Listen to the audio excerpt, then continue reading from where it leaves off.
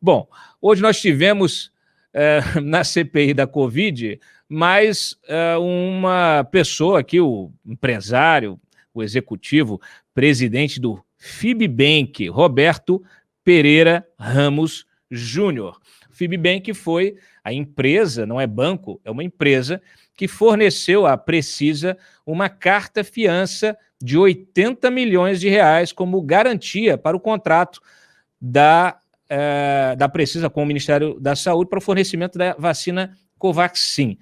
O problema é que esta Fibbank não tem lastro, as garantias que ela dá não tem lastro, além, obviamente, das suspeitas aqui de relação desse Fibbank com o Marcos Tolentino, que vem a ser amigo do Ricardo Barros, novamente, esse personagem onipresente nesses contratos que acabaram não se consumando, contratos de vacinas, né? Tanto esse, a história da Davat, enfim, o da Convidência, que a gente comentou ontem, está aí o Ricardo Barros sendo lembrado em diversos depoimentos. Bom, registrado que Fibbank não é banco,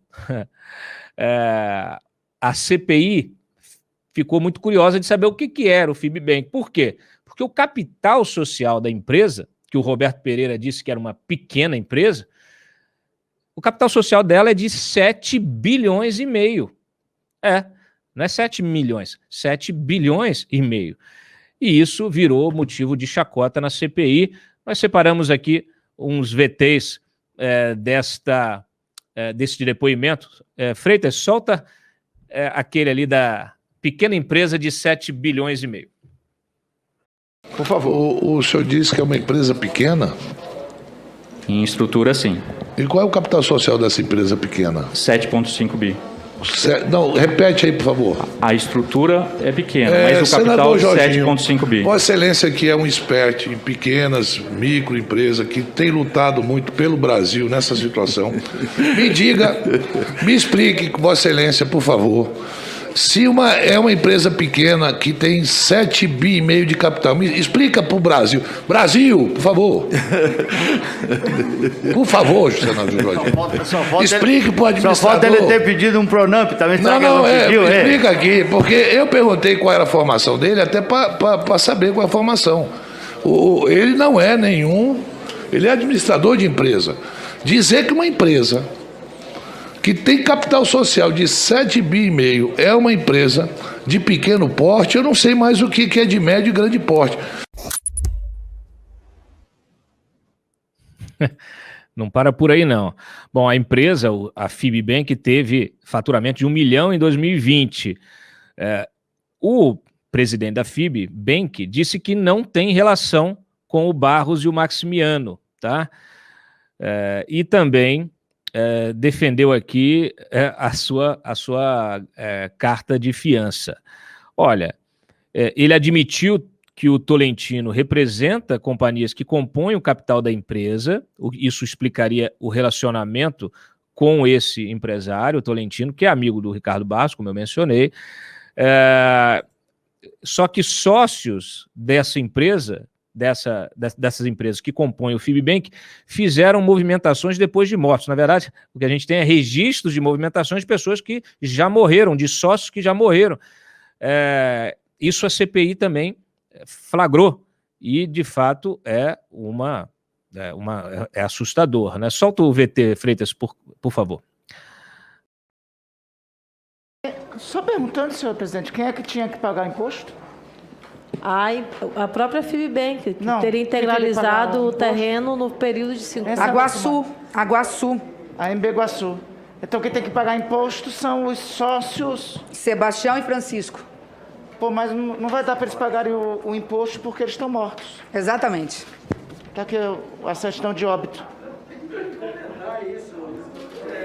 Isso é muito grave, senhora presidente. O senador Tasso está pedindo para o senhor Roberto comentar. Senhor Roberto, veja, só para o senhor ficar tranquilo, de boa, pensar bastante, refletir e responder. Os dois sócios da MB Iguaçu, o senhor Sebastião e o senhor Francisco Valderi Fernandes de Lima, estão mortos. Isso aqui é o atestado de óbito deles. O senhor pode comentar? Sim. E agora, o nosso saudoso Chico morreu, como havia falado para o senhor, meados do final do ano. Não, o problema não é eles estarem mortos, faz parte da vida morrer. O problema é que eles fizeram movimentações. Por força dessa relação locatária, foi emitida carta de fiança, fizeram movimento da empresa junto ao FIBBank. Em qual data, senador Randolph? E qual foi o ano de morte deles? 3 de agosto de 2021, esclarece que diversos atos societários foram praticados por FIBBank, desconsiderando o falecimento do sócio majoritário da referida empresa. 3 de agosto de 2021, foi agora. O falecimento dele foi em qual data? O falecimento do senhor Sebastião Fernandes de Lima é dia 21 de agosto de 2017. O falecimento do senhor Francisco Valderi Fernandes de Lima é 10 de agosto de 2020. Muito bem. Tem mais. Tem mais. Eu queria te colocar tudo aqui para comentar de uma vez. Espera aí. Tem mais. Olha esse aqui. O saudoso. Morreu para você, seu ingrato, né? Ó, que vigarista. Um homem, Mário, vamos lá. Um homem que consta como sócio, tá? Ele tá, e é outro executivo aqui, acusando a empresa de falsificar sua própria assinatura. Vai vendo. Além de morto, ainda tem falsificação da assinatura dos vivos. Solta, Freitas, por favor. Então, nesse contrato aí, a assinatura foi sua? Do FIBBank. Não brinca não, Roberto. Não brinque não, rapaz. Deixa eu dizer uma coisa para ti aqui. Não brinque não. Como é que a assinatura do FIBBank é uma assinatura e a do Roberto é outra? Se você é o diretor-presidente. Está de brincadeira? A assinatura é sua ou não? Não se confunda a pessoa física com a jurídica. Mas como assim? Peraí, como é que é o negócio aqui? Quer dizer, existem duas pessoas no mundo. Quem assina aí? O senhor teve conhecimento dessa assinatura? Que tal o seu nome? Sim, tive conhecimento. Então teve conhecimento. Tá ok. Põe o do áudio agora. Tem mais. Peraí, deixa eu entender. Então é o seguinte, tem a assinatura pessoa física e a assinatura pessoa jurídica. É o médico e o monstro, rapaz. É sensacional. Solta o áudio, Freitas, por favor. Presidente, vamos ouvir o fundador do FIBBank, o seu Geraldo Rodrigues Machado, lá de Pão de Açúcar. Geraldo Rodrigues Machado, natural de Alagoas.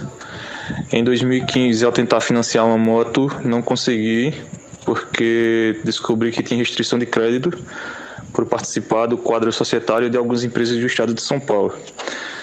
Meses depois, fui demitido do emprego que eu tinha e não consegui receber meu seguro-desemprego por ainda participar do quadro societário dessas empresas, sendo uma delas a FIBBank. Eu trabalho como vendedor externo de uma empresa de frios. Nunca estive no estado de São Paulo, nunca assinei nenhuma ata, nunca participei de nenhuma reunião, nenhuma assembleia. Sempre falsificaram minhas assinaturas, visto em alguns documentos, e meu nome constava lá como um sócio ativo. Luto na justiça desde os 3 a 4 anos para resolver essa situação, mas até o momento a gente não conseguiu êxito. Caso de polícia. Tá vendo, Brasil? Tá aí, Brasil. Tá Caso vendo, de Brasil? polícia. Tá vendo, Brasil? Tá vendo, Brasil? Presidente, a procuração deste depoente o defende da hipótese de prisão em função da mentira e do flagrante de impropriedades? Porque esse é o típico caso de se recomendar a prisão, né, para que o Brasil inteiro veja o que é que está acontecendo. Senador Renan, a decisão da ministra Carmen Lúcia, ela é muito clara, então Eu não tenho como prendê-lo por perjúrio, porque não existe esse crime. Aí no Brasil, perjúrio ainda não é caso de prisão.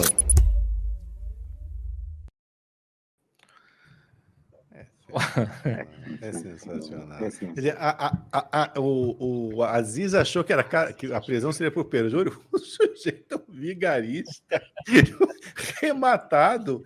Isso, no mínimo, é um estelionato. Olha, é prisão em flagrante por estelionato. O coitadinho lá, então, que vende frios, o que ele vende? Um vendedor de salame virou banqueiro? É sensacional. Olha, eu até então achava que esse negócio de banco que não é banco, Cláudio, é slogan de banco, né? Que agora, como ser banco é antipático, agora eles se vendem como não banco. Tem um monte de gente que banco não é banco, né? É um banco que não é banco, né? Tudo papo furado, que banco é banco, né? Mas esse aí levou ao limite da insanidade, né? A história do banco que não é banco. É uma história sensacional. Fibbank. Caramba, rapaz, é um negócio inacreditável, né? Quer dizer, como é que é? Os sócios mortos estavam fazendo movimentações societárias 4 anos depois de mortos. O sujeito diz, lá assinando, vai ter assinatura falsa. Aí o cara diz que a assinatura não é assinatura falsa, é assinatura de pessoa jurídica e pessoa física. Tem uma diferença, né? É difícil. Bom, Cláudio, me conta aqui, o que vai acontecer com esse sujeito, esse vigarista? Não, eu tenho curiosidade aqui, porque eu olhei esse negócio e aí eu fiquei assim, mas tudo bem, né? Porque parece que esse Fibbank emitiu também essas cartas de fiança para órgãos públicos, para a AGU, para vários órgãos públicos. Olha só. Para vários órgãos públicos. E, obviamente, a gente vai aprofundar isso. Eu conversando com uma fonte minha, que vem a ser um ex-doleiro, um ex-corretor de mercado, conhece esse negócio todo, né? Eu perguntei, vem cá, eu só quero... Aqui, vamos fazer aqui uma, né? Você consulta quem entende da maracutaia, né? Assim, o que é isso aqui? O cara foi direto para mim e falou: isso aí é um 71 puro. Ele falou: isso aí é um 71 puro. Ele disse que, isso aí, eles emitem uma fiança sem lastro, que se aproveita de uma falha na legislação para prestar garantia para quem não entende de mercado financeiro. A fiança dela, da Fibbank, é pior que aplicar no Madoff. E tá aqui, 171 puro. A frase do meu contato aqui. É surpreendente, né? O que chama atenção, o que está chamando a atenção na CPI da Covid é o grau de indigência dos malandros, né? Porque a gente não está falando aqui daqueles peixes grandes, né? Aqueles tubarões, né? Do petrolão. Não, a gente está falando como é que essa gente atua junto a um governo. Olha, é incrível que pareça. Eu vou falar uma coisa. O caráter vagabundo desse governo também avacalhou a corrupção. Avacalhou com a vagabundagem. Quer dizer, está expresso até no tipo de vagabundo que consegue... Extraordinário, rapaz. É uma vagabundagem. Avacalhar a corrupção e tornar a vagabundagem mais vagabunda, né? É um negócio...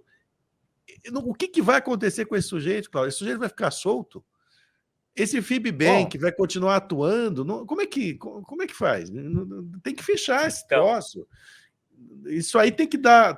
não é a CPI da Covid mais que tem que investigar só. O Ministério Público tem que agir. Que história é essa? Não é? Sem dúvida.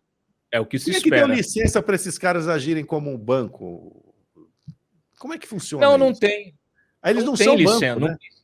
Essa é a lacuna, Você permite eles não têm aquela carta do Banco Central. Entendi. Tá certo. Porque a gente, inclusive, no início, ficou entendendo, mas não tem autorização da CVM, não tem autorização do Banco Central, não tem nada. Não, porque não precisa. Eles emitem essa... Inclusive, Mário, tem um aspecto interessante disso, porque o lastro que eles dizem ter ele é baseado num fundo de precatórios. Ah, que né? bom. Precatórios. Que não vão ser pagos nunca. Exato. Não, ou não, né? Porque a gente teve aí, está tendo um movimento aí, um PEC de precatório para pagar precatório. Agora, eu sei lá. Né? O Cláudio, tem a história dos terrenos, né? Que tem, o laço seriam 2 terrenos, e até a Simone Tebet falou do terreno voador, né? Terreno móvel, né? Porque Imóvel voador. Imóvel voador, que estava em São Paulo e foi parar no Rio Grande do Sul, uma coisa assim, não é isso? Vamos soltar o VT? Aí o pessoal fica por dentro. Freitas.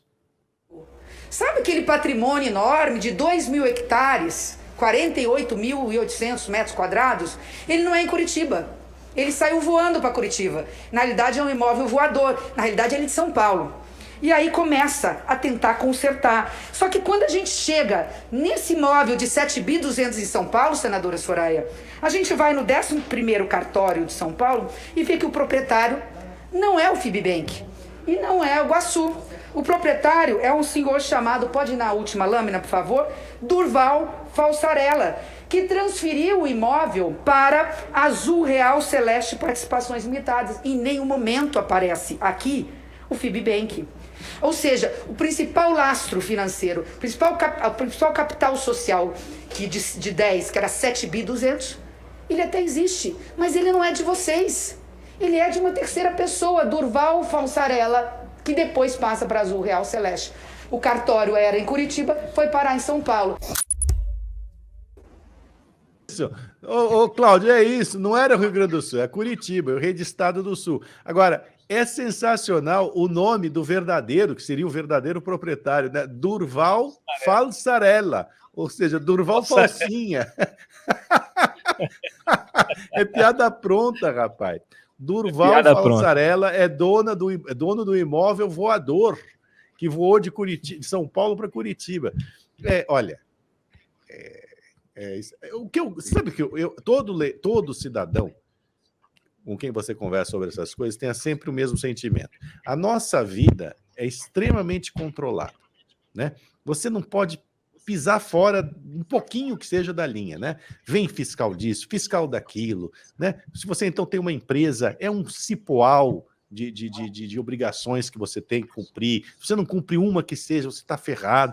Como é que essa gente consegue encontrar lacuna nessa legislação desta forma? Isso não é só lacuna, Cláudio, isso é facilitação, você entende? Do outro lado do balcão tem gente facilitando. Não é possível que seja apenas uma lacuna na legislação que permite que um vigarista desse, um estelionatário desse, né, consiga fazer um troço desse, Fibbank. É óbvio que tem uma facilitação do outro lado.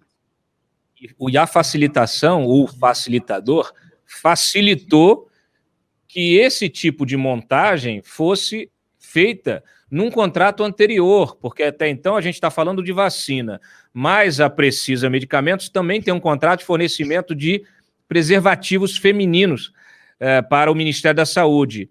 Ela firmou esse contrato no ano passado e deu como garantia deste contrato também uma carta-fiança da Fibbank. E aí, agora, ontem, na véspera do depoimento desse sujeito, é que o Ministério da Saúde enviou uma carta, um ofício para a Precisa, pedindo a substituição da garantia. Quer dizer, isso a gente está falando de um contrato já assinado e pago. Pois é. E a cara de pau, né, de fazer isso na véspera do depoimento do sujeito. É isso. É fantástico.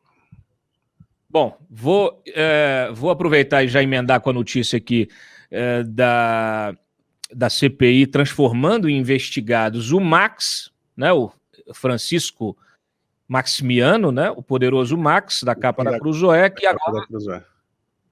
Exatamente, que agora virou investigado. Não só ele, também o Emanuel Cattori, que esteve ontem na CPI, e um terceiro elemento aqui, que é o Roberto Ferreira Dias, justamente o ex-diretor do Departamento de Logística em Saúde do Ministério da Saúde, que é quem efetivamente contratou, fechou, firmou esses contratos todos. E esse Roberto Ferreira Dias é que nós já publicamos das relações dele, né, do apadrinhamento político dele, envolvendo o Ricardo Barros, embora ele negue, o Alberto Lupion e outros, inclusive ele que foi mantido no cargo pelo Mandetta, tá?